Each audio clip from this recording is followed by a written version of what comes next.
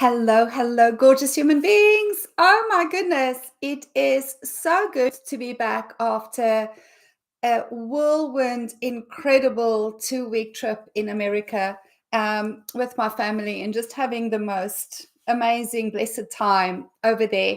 And also missing having these conversations with you guys, but giving myself permission to really step away from the business and to come back recharged, revitalized, re-inspired with regards to the work and to be of even greater service to everybody. So say hi and let me know if you are new to my world. My name is Al Nash and I'm the founder of the Unapologetic Women Rempowerment Dynasty.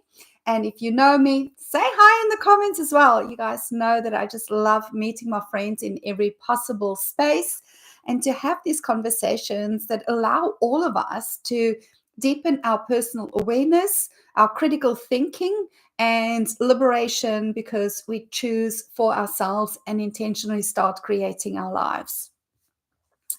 So I wanted to chat a little to you about triggers today, and I'm sure I've had this conversation before because it really is such an important one, especially amongst women.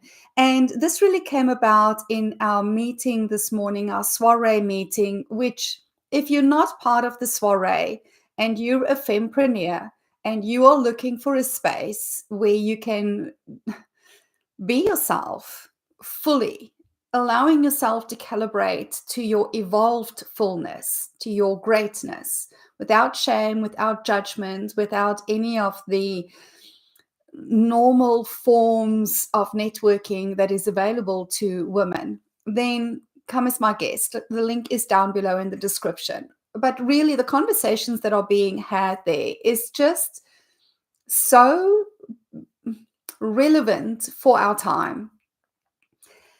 And one of the things that I love about our conversations is that there is no pressure on the conversation for us to think alike or to come to agreements.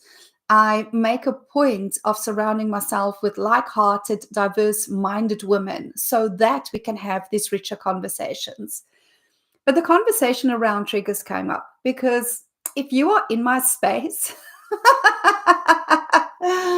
guaranteed you're going to be triggered at some stage or another.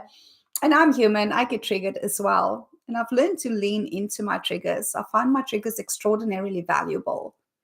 Not in the you have to do the stuff that scares you energy. It doesn't come from that at all. It's just an observation of this that happens inside of me and becoming very aware of the story that's going on in my mind that is creating that sensation within me and unraveling the story so that I can liberate myself from any hold that it might have over me, any way that it might be influencing my behavior, any way that it might be influencing my experience of life, and then allowing myself to get to the truth of it.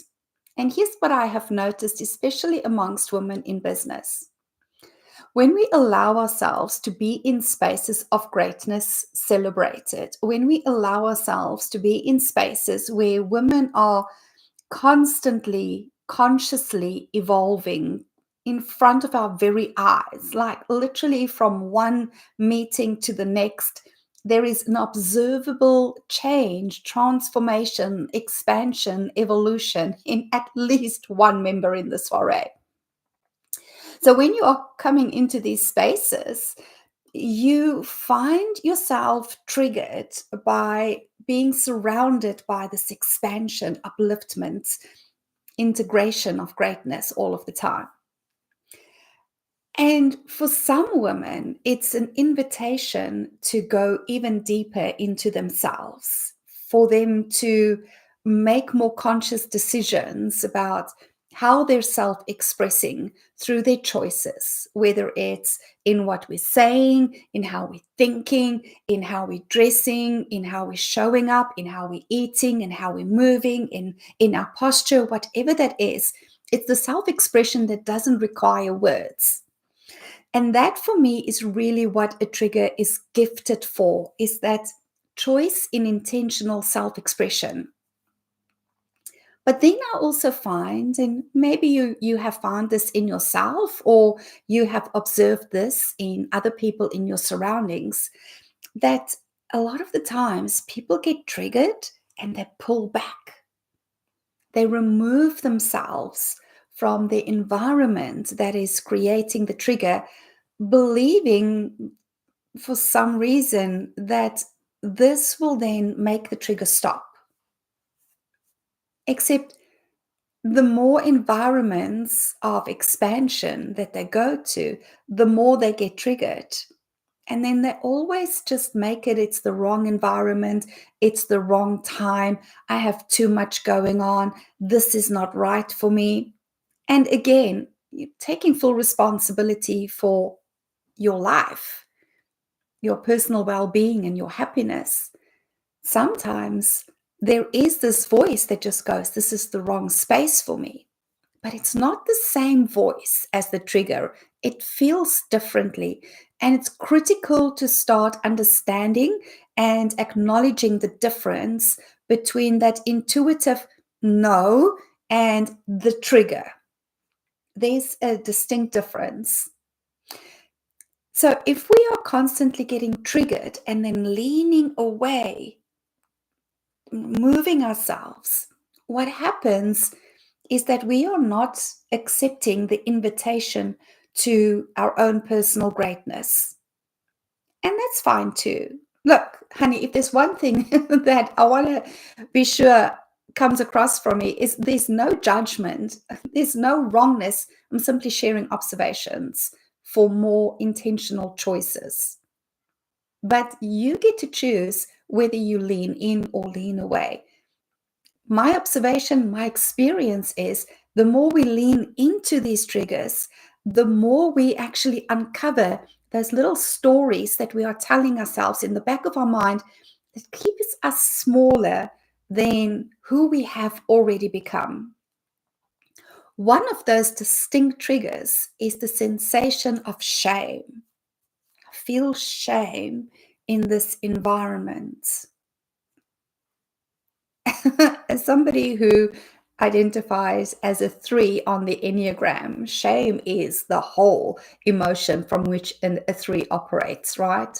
It's all about how am I being perceived? Thank God I've outgrown that modality, but I still observe its influence on people. I have come to recognize that shame is just that indicator that something is out of integrity with our greatest selves. For some reason, we are allowing ourselves to not connect to that greatest self as is already available to us.